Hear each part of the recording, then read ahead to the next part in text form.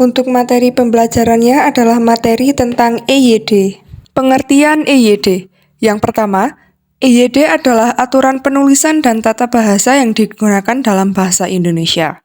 Hal ini berarti EYD itu memberikan pedoman tentang bagaimana kita seharusnya menulis dan menggunakan tata bahasa dalam bahasa Indonesia. Kemudian yang kedua, EYD diperkenalkan oleh Pusat Bahasa pada tahun 1972 sebagai upaya untuk menyempurnakan ejaan bahasa Indonesia. Nah ini, Pusat Bahasa adalah lembaga yang bertanggung jawab untuk mengembangkan dan memperbaiki bahasa Indonesia. Jadi pada tahun tersebut, EYD itu diperkenalkan sebagai upaya untuk menyempurnakan ejaan bahasa Indonesia. Kemudian yang terakhir, EYD bertujuan untuk memperjelas aturan penulisan dan tata bahasa, sehingga memudahkan pemahaman dan komunikasi. Jadi dengan memperjelas aturan tersebut, EYD itu akan memudahkan pemahaman dan komunikasi antara penutur bahasa Indonesia. Jadi dengan mengikuti EYD, kita itu dapat menulis dan berbicara bahasa Indonesia dengan lebih baik dan benar. Sekarang kita beralih ke fungsi EYD. Yang pertama, EYD membantu menjaga keseragaman dan konsistensi penulisan bahasa Indonesia. Jadi, dengan memiliki aturan yang jelas tentang ejaan, tata bahasa, dan penggunaan kata, EYD itu dapat memastikan bahwa penulisan dalam bahasa Indonesia tetap konsisten dan dapat dipahami oleh semua orang. Ini sangat penting dalam menjaga kejelasan dan keakuratan komunikasi tulis. Kemudian untuk fungsi yang kedua, EYD memudahkan pembaca atau pendengar dalam memahami teks atau ucapan yang ditulis dalam bahasa Indonesia. Jadi, dengan mengikuti EYD, penulis dapat menyusun kalimat dan paragraf dengan baik, sehingga pesan yang ingin disampaikan itu dapat dipahami dengan lebih mudah oleh pembaca atau pendengar. Hal ini juga membantu menghindari kebingungan dan salah tafsir dalam komunikasi.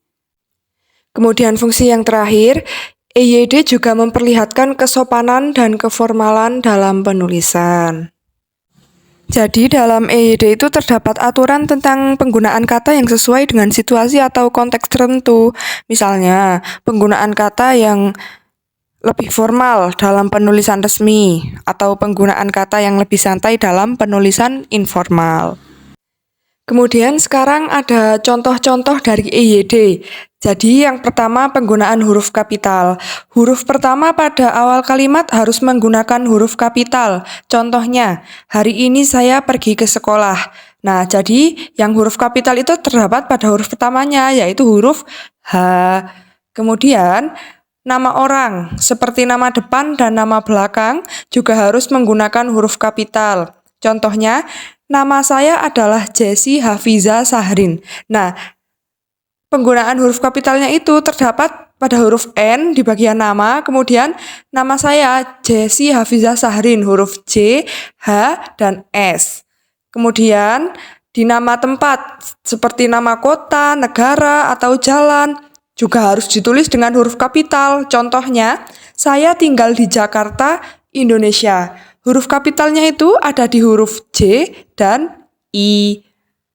Kemudian ada di nama lembaga, seperti nama sekolah, universitas, atau perusahaan juga harus ditulis dengan huruf kapital.